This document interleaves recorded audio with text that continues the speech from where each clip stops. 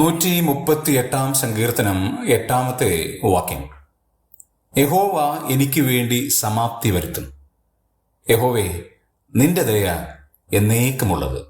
തൃക്കൈകളുടെ പ്രവൃത്തിയെ ഉപേക്ഷിക്കരുത്. ഓരോ ദിവസവും നാം വളരെ പ്രതീക്ഷയോടെയാണ് ജീവിക്കുന്നത്. ദുഃഖങ്ങളില്ലാഞ്ഞിട്ടല്ല, ദുരിതങ്ങളില്ലാഞ്ഞിട്ടല്ല, സങ്കടങ്ങൾ ഇല്ലാഞ്ഞിട്ടുമല്ല.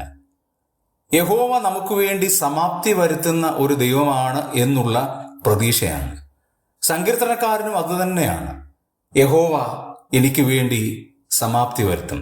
എന്താണ് ഈ സമാപ്തി വരുത്തും എന്ന് പറയുന്നതിന്റെ അർത്ഥം? യഹോവ എനിക്ക് വേണ്ടി ചില കാര്യങ്ങൾ പൂർത്തീകരിക്കും എന്നുള്ളതാണ്.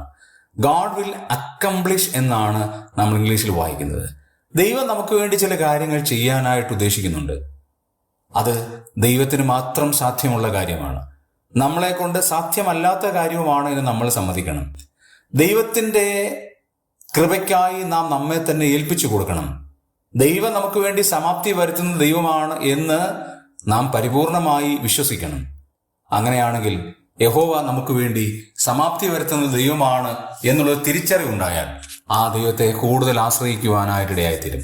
നമുക്കത് തന്നെ പറയാം, യഹോവ എനിക്ക് വേണ്ടി സമാപ്തി വരുത്തും.